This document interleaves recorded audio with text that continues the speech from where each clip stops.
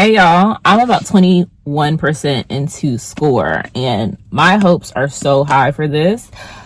I think it is only heightened because I got to see Kennedy talk about this book before reading it, and so I'm fully immersed into some of the things to expect. I will say this book starts off very interesting. It has my mind spinning in so many ways because I'm absorbing so much in. First thing first, we get to see a prologue where it's set in the present. I will say that this book goes back and forth and weaves through time, giving you a little backstory and then even more backstory, and then eventually I feel like we're going to come back into the present day. But the prologue starts off with Verity being introduced to Canon. Now, Canon got her name for the femme Desi Blue from Monk.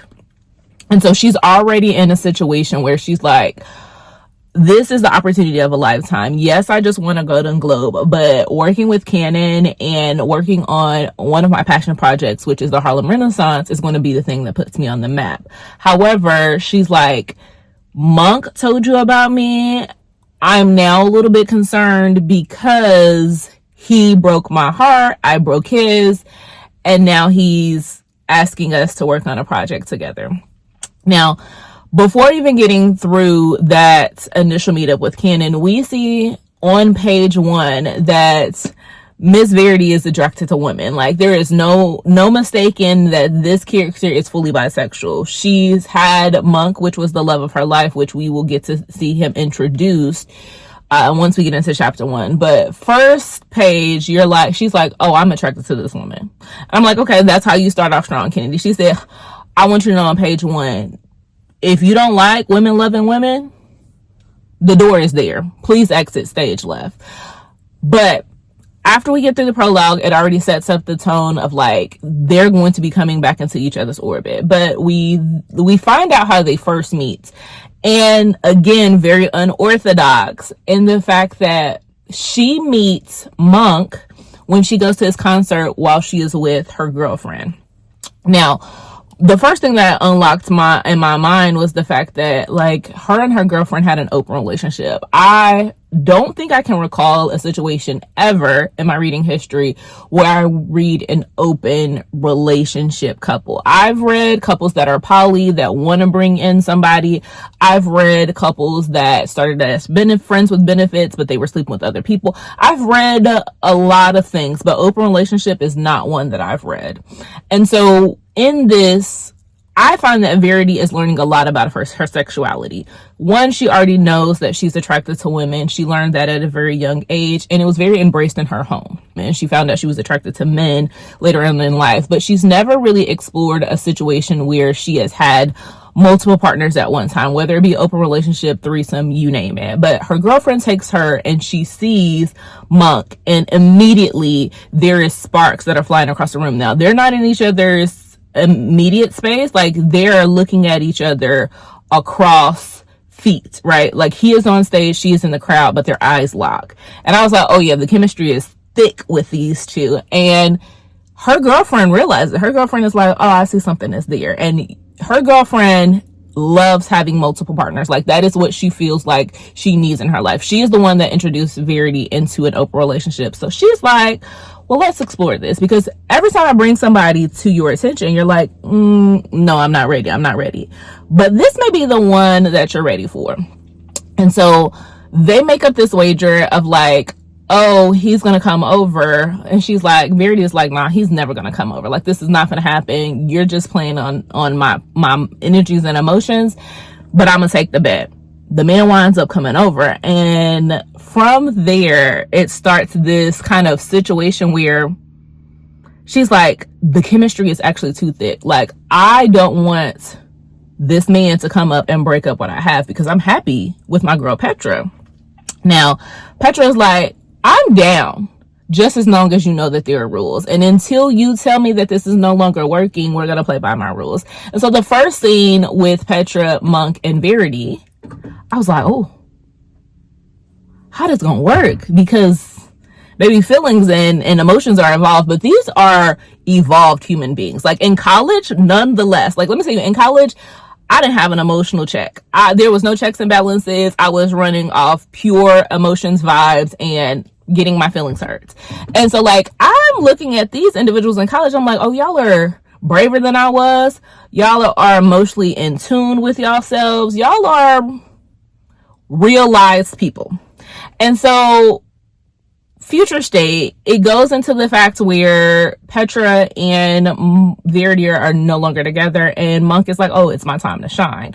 So now I'm in the space within the first situation, the first scenes where they are now a couple. And when I tell you they feel the chemistry, like they know, okay, we're on the same wavelength. The way that you see yourself about music is the way that I see myself in writing. And they are artists, and artists have a different way of moving through the world, of seeing the world, of experiencing their passions and bringing other people into that. And I just love being able to see how like they balance each other and they support each other in their artwork. Now let's talk about Verity and Monk in terms of like their upbringing and how they were raised and what things shaped their life into the people that they are at this moment. Verity is an orphan, and you learn that early on in a conversation that she's having with Monk, because they're talking about like what sort of dynamics led them to exploring their creativity. Verity, both of her parents died in a fire. Her father was an artist, and she is living in this space where she is attracted to this photo that just keeps drawing her in. She hates it because it's a photo of fire, but she is emotionally connected to it. And that's how she and Monk really start their night at one point. And so I find it very interesting that she has this looming heaviness that's on her related to like things that she's missing out from her family. She is raised by both of her aunts, and her aunts are doing the best they can to care for her. And I love the importance of just saying like what your community is. Now her aunts are very concerned about her because something happened when she was in her early parts of her undergrad, because she transferred from USC to Findlay, which is an HBCU. Again, Kennedy loves making everything relative to the Black experience. So going to an HBCU and these two meeting there, chef's kiss. But we find out that she is now on medication and some things have happened. Now, because Kennedy talks about it quite a bit, I'm assuming she was first, she had her first episode when she was at USC, which made her leave the program. And so we haven't really dived into her bipolar disorder until now, when I'm starting to see what Kennedy says is like this state of euphoria. And it's not called out, but it is something, because I listened to her when she came to St. Louis. She talked about how people that tend to go into a manic depression stage, before they hit this really great creative stride, and they have this moment where they are walking through life and they feel all of the love, all of the creativity, they feel all of the feelings at once. And so I just read a scene where I feel like Verity is experiencing that, and being able to hear about it before reading it. If I didn't read it, I would not have been able to catch that. So I was very thankful for attending her talk session as she was on her book tour. And I'll give you all some clips about that. There's so many amazing creatives, painters, musicians, like people who had bipolar diagnosis. And the thing is, some of them have described it, and I kind of allude to it in the book, as like, because there's this point when you are going through a cycle where it feels like a sweet spot. Yeah. So it's like, the sun is shining, it's brighter, you are sharper, you are the best version of yourself, you are the life of every party, everybody loves you, you are the most creative. And when you look at these artists in history who, and there's several of them that I list in the book, Nina Simone, like when you look at some of these artists and their body of work, so many of them, they have these huge gaps where they weren't creating. And a lot of that was their depressive episodes. And then they have this sweet spot, or actual mania. And that is where most... Similarly, we're learning a lot about Monk, and Monk is, he had a interesting background as well, which is driving his ways in which he's moving through the world. He abhors infidelity, which makes it so interesting, which Verity kind of calls out. She's like, but the way that you met me when I was in a relationship, open or not, and you brought yourself into my relationship, and we had this night of passion, but you hate cheating so much. And he then gives her the story to say, like, his parents divorced. His father is a pastor, so this man is a preacher's kid. And I love that Kennedy is introducing some really poignant conversations about religion, and mainly about the church, and how there are different levels and standards of what men, specifically men that are pastors, have than their first wives, and how forgiveness is only given in certain areas. In other areas, they're just expected to deal with whatever the man or the pastor says. And so I find this conversation always so strikingly interesting for me, as a person that was raised into the church and also sees that, you know, the church has human beings, and human beings are flawed. So I appreciate the conversation that is being had. But again, going back to Monk, he has an estranged relationship with his father because his father was forgiven and his mother was not, and she lost everything. And he is even more so upset with the way that his siblings are acting and the way that his family are continuing on with their lives, but his mother is just left alone and having to restart and rebuild. And so he takes that personal, and that's how he frames like his relationship. So he goes as much to say, hey, I decided I needed to walk away from you at one point, Verity, because I knew that I couldn't share you. No matter if your girlfriend or you wanted to share the love that you had, I knew that you were going to be it for me, and I needed to be alone. So like, I am really enjoying this. I can't wait to read more and let you know my thoughts. I think of it as turning someone from a character into a person, right? And so it's like, yes, this is a character, but at some point the reader needs to feel like this is not a character, it's a person. And for me, you know, my background is journalism. And so that starts with conversations with actual people. And I feel like that's why, if my characters feel grounded in some kind of reality and feel like, okay, these might be real people, it's because so many real people are shaping the story. You know, like for a book like Score, I spent 3 months interviewing people who have bipolar disorder, psychiatrists, therapists, partners, siblings, family members, and then after, you know, I interviewed them, I was like, what should I read? And then they tell me the books to read, and they tell me the podcasts to listen to, they tell me the medical journals to read. Like, that whole process is such a reality kind of immersiveness that for me, as I'm writing it, it's shaped by real life experiences, and I think that helps. I hope it helps. Y'all, I'm back to wrap up my final thoughts on Score. You all should have seen some video clips of Kennedy talking about this book, promoting it with Victoria, talking about the Harlem Renaissance, talking about the character development, giving them backstory, giving them purpose, giving them drive, talking a little bit about the spice in this, and also just talking about the research that goes into the Harlem Renaissance. Now, I'll start off with the character development. That was probably my favorite thing about this story, is them as individuals and learning so much about Monk and his background and learning about Verity. I think that Kennedy laid in heavy to informing her readers on bipolar 1 and bipolar 2, what it looks like when someone is going through an episode, what it looks like to be a loved one, what it looks like from the person's perspective and how they're being treated and how they perceive the world is looking at them and their limitations, when really there aren't any. It's just about moving through the world a little bit different and having to control the narrative that is being told about you by protecting and hiding and you know, being very, very selective with who you give yourself to. And I think that really shows the true dedication she had to her research and to the craft and to telling the story correctly. One thing Kennedy is always going to do is to handle these stories and these perspectives with the utmost care. She told you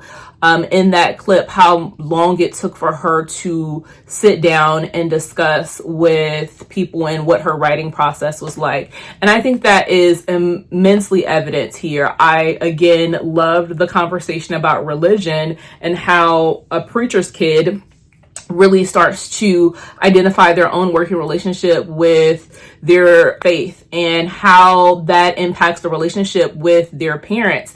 And I really appreciated seeing him have that discussion with his father. And there are moments in here that was very, very tense. Even with Verity and her friends, we got to learn a lot more about her friend Tessa, which has bipolar 2, which is different from Verity's diagnosis of bipolar 1.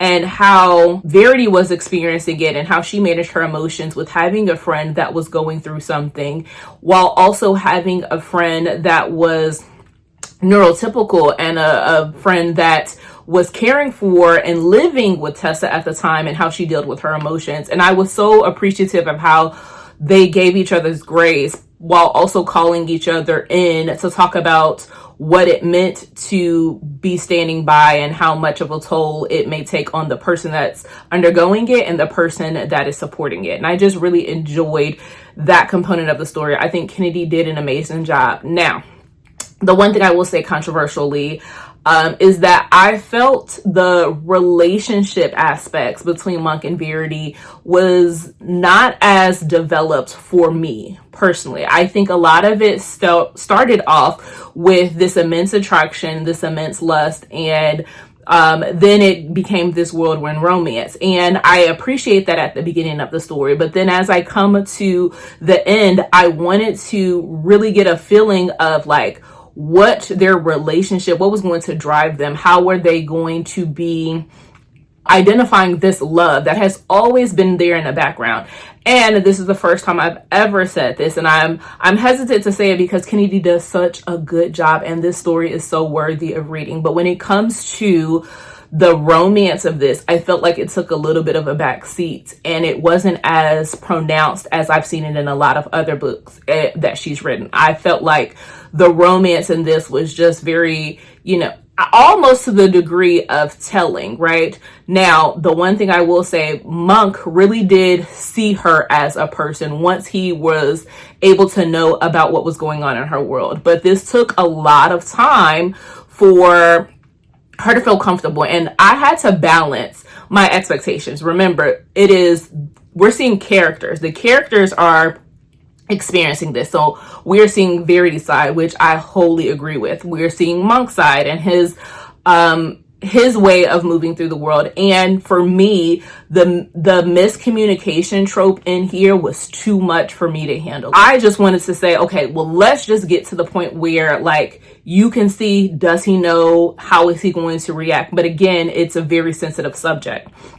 So you have to balance yourself as a reader, because you as a reader are just trying to get to the love. You're trying to get to the happily ever after. That's ultimately what we're yearning for in a romance. We're trying to get to that everything is well within the couple, they're in love, that they have overcome the third act breakup, or if they've overcome the obstacle, and you can see that they're going to go to the distance. That is the point of a romance.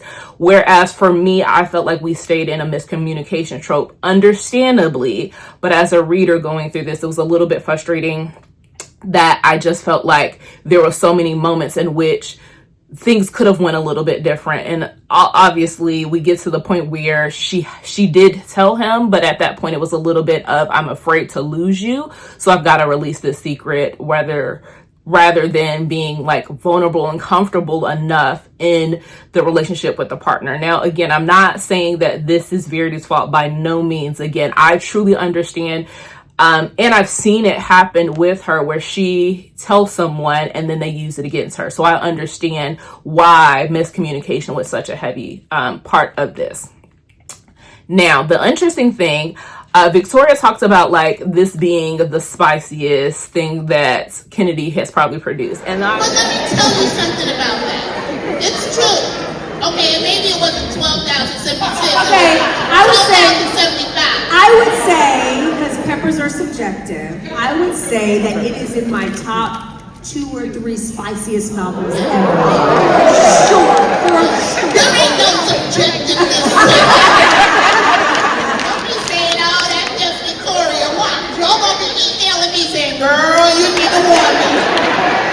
and I would have felt like it was interesting had I not just finished the close-up. And baby, this book here is leaps and bounds in her spicy category, and I think Kennedy would agree there. So if you read this one before you get to Score, your understanding and your meter for what Kennedy has the potential to do is very, very, very different.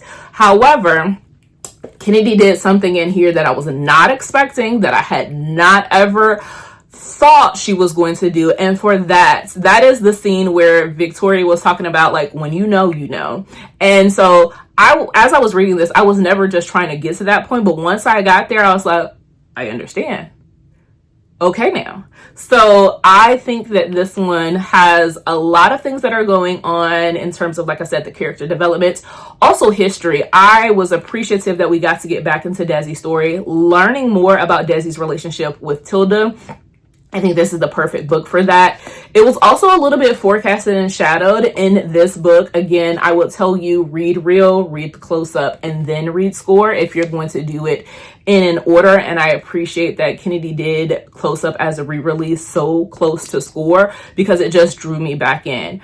At this point, again, Real is ultimately still going to be my favorite Kennedy Ryan book of all time, but I do appreciate that we're staying in this universe in Harlem Renaissance. And I find it very interesting that she did do a little bit of a teaser to say that a third book was coming. I could write 8, 9 books and have a whole new set of names, because so many of these amazing artists have been buried in history. And so some of it was incidental, meaning as I was researching for Score and Real, I would come across names, and obviously I'm gonna write a third book in this series. Now, of course, when I read Real, I knew Monk and Verity was coming. Did not know that we were going to have to wait 5 years, but I knew it was coming. I can't tell you, I can't even have a prediction of who is going to be our next set for the story. I believe it's known as Scene. I think that is what it's going to be titled. I have no clue of who it could be. But if you have thoughts about who could potentially be the next couple for the Harlem Renaissance series, drop that in the chat. Tell me what your thoughts of Score was. Tell me what you liked about it, what you're interested in learning about, or what you've heard about it, so that way we can kind of generate some buzz for this, because Kennedy did get this on the New York Best Time Sellers, and as always, she is so worthy of this. This is a labor of love. It is a labor of trust, of her being trusted to tell those stories. Again, she did so well at being able to share something that most of us have never had any encounters with, but it helps us to know how to move and navigate through the world, and how to be more understanding, more compassionate, more open to, you know, having the difficult dialogue and trying to learn. So I really, really enjoyed seeing what Kennedy had in store for us for Score. Can't wait to see what's next. If you don't want to do any of that, leave me a green heart emoji. I have the green cover, but if you have the pink cover, do a secret and put me the pink cover, and I'll know which one camp you're in. And I will talk to y'all later. Bye.